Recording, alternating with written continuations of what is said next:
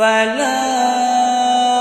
أقسم بمواقع النجوم وإنه لقسم لو تعلمون عظيم إنه لقرآن كريم في كتاب مكنون لا يمسه إلا المطهرون